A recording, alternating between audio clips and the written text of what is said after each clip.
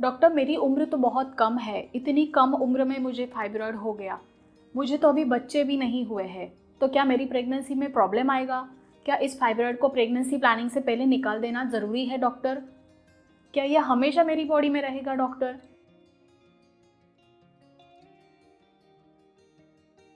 नमस्कार, this is doctor Mrinalini Manoj. I am an embryologist और मैं हमेशा आपके साथ health related informative video share करती हूँ। आज हम बात करेंगे, अगर किसी लेडीज़ में अर्ली एज में फाइब्रॉइड हो जाता है, जिनको एक भी बच्चा नहीं हुआ है या फिर एक बच्चा हुआ है और उनको अभी भी और एक बच्चा या 2 बच्चों की वो प्लानिंग करने वाले हैं, मतलब वो प्रेगनेंसी अभी प्लान करने वाले हैं लेकिन बीच में ही फाइब्रॉइड हो चुका है या डिटेक्ट हो चुका है, तो ऐसे केसेस में कौन कौन सी प्रॉब्लम्स को वो लेडीज़ फेस कर सकती है और उसका ट्रीटमेंट पार्ट एक्चुअली कैसे होना चाहिए। यूट्राइन फाइब्रॉइड से मोस्ट प्रोबेबली प्रेगनेंसी रहने में दिक्कत आती है। जी हाँ, प्रेगनेंसी रहने में दिक्कत आती है क्योंकि वो फाइब्रॉइड कहाँ पे है, उसका लोकेशन कहाँ पे है, या फिर बच्चेदानी में वो किस जगह पे डेवलप हुआ है, उसका साइज़ क्या है। इस वजह से भी फाइब्रॉइड की वजह से प्रेगनेंसी रहने में दिक्कत आ सकती है। कई बार फाइब्रॉइड का साइज़ बहुत छोटा होता है, प्रेगनेंसी रह जाती है और प्रेगनेंसी के स्कैन में वो पता चलता है प्रेगनेंसी भी है और फाइब्रॉइड भी है। तो जैसे जैसे प्रेगनेंसी बढ़ती है, तो जैसे फाइब्रॉइड्स हार्मोनल डिपेंडेंट होते हैं, हार्मोनल चेंजेस की वजह से फाइब्रॉइड का साइज़ भी बढ़ते जाता है, जिसकी वजह से भी कुछ कॉम्प्लिकेशंस होते हैं। ये सब चीज़ें आज हम डिस्कस करेंगे। तो सबसे पहले शुरू करते हैं बात करना कि ऐसे कौन से फाइब्रॉइड्स होते हैं जिसकी वजह से प्रेगनेंसी रहने में दिक्कत आती है, राइट। तो जैसे बच्चेदानी की अगर हम 3 दीवारें बोले, तो बाहर की जो दीवार होती है वहाँ पे अगर फाइब्रॉइड डेवलप हुआ है तो उसे कहा जाता है सब सीरोजल फाइब्रॉइड्स, जो प्रेगनेंसी में बहुत ज़्यादा दिक्कत नहीं करते हैं। बच्चेदानी का जो अंदरूनी लेयर होता है, मिडल लेयर, जिसे कहा जाता है मस्कुलर लेयर या फिर इंट्राम्यूरल फाइब्रॉइड्स, अगर वहाँ पे डेवलप हुए हैं तो उसे बोला जाता है इंट्राम्यूरल फाइब्रॉइड। इसकी वजह से भी ज़्यादा तकलीफ प्रेगनेंसी में नहीं होती है। लेकिन जो सबसे अंदरूनी लेयर होता है यूट्रस का, बच्चेदानी का, जिसे हम म्यूकोजल लेयर बोलते हैं, अगर उस सब लेयर में सब म्यूकोजल फाइब्रॉइड डेवलप हुए हैं तो वो फाइब्रॉइड्स डेफिनेटली बच्चा कंसीव करने में दिक्कत देते हैं। जी हाँ, क्योंकि सब म्यूकोजल फाइब्रॉइड्स की वजह से बहुत ज़्यादा हेवी ब्लीडिंग होता है।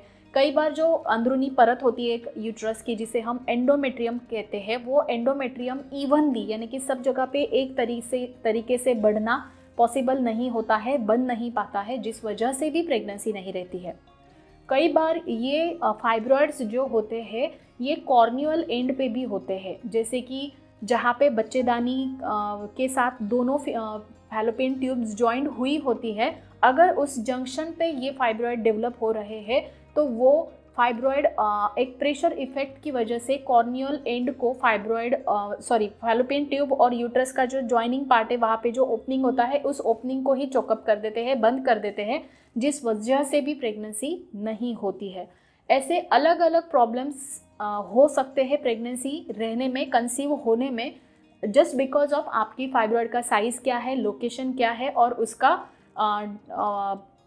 आप कहाँ पे वो अफेक्ट कर रहा है आपकी बच्चेदानी को।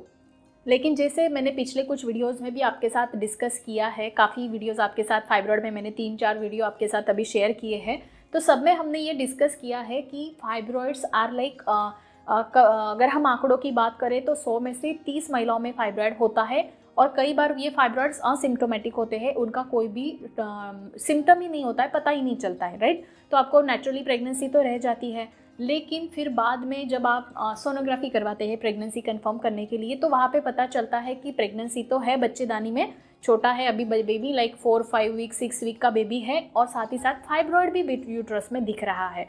तो टेंशन कर लेते हैं लोग, अभी कैसे होगा, क्या वो फिर अभी कैंसर में बन जाएगा, क्या फिर बच्चे में कोई दिक्कत आएगा, बच्चे में भी कुछ गठान आएगी क्या। काफ़ी लोग मिसकंसेप्ट दिमाग में डेवलप कर लेते हैं, बना लेते हैं।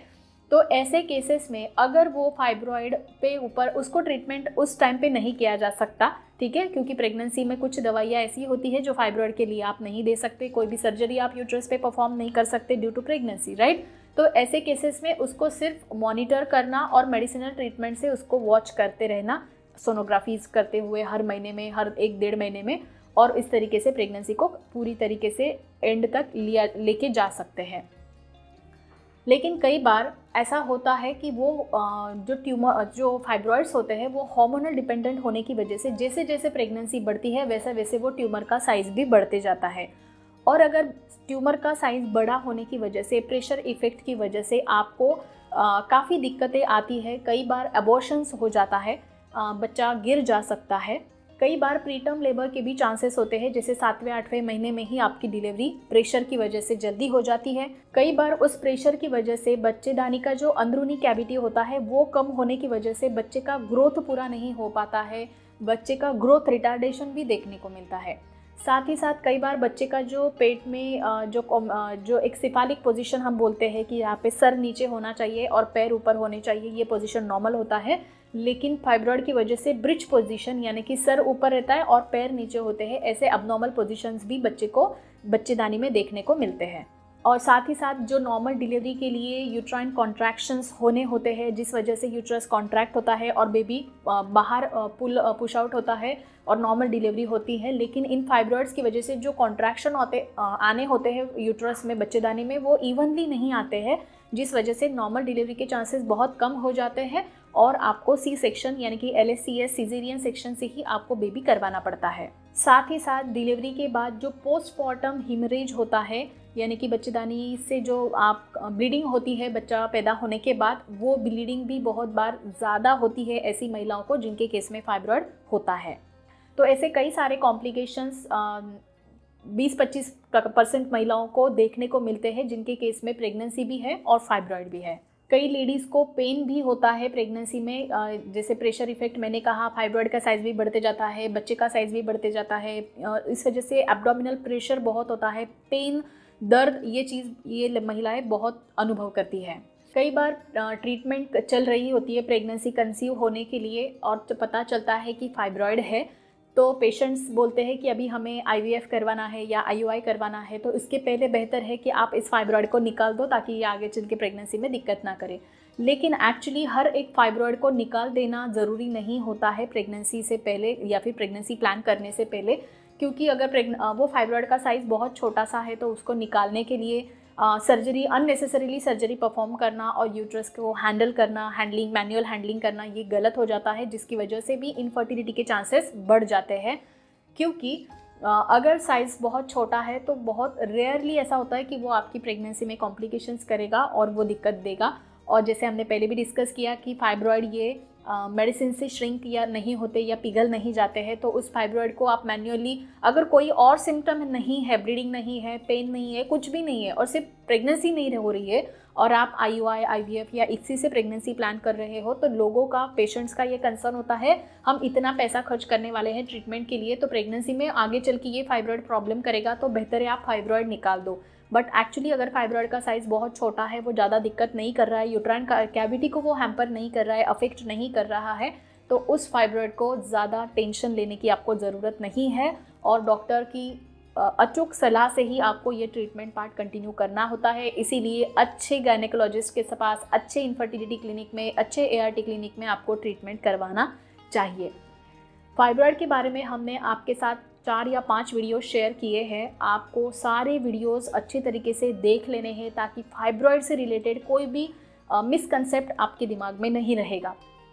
अगर कोई और टॉपिक है जो आप हमारे साथ डिस्कस करना चाहते हैं, आप चाहते हैं कि हम उस पर आपके लिए इन्फॉर्मेटिव वीडियोस लेके आए, तो कमेंट सेक्शन में ज़रूर पूछिएगा, हम उस पर भी आपके लिए कुछ वीडियोस लेके आएंगे।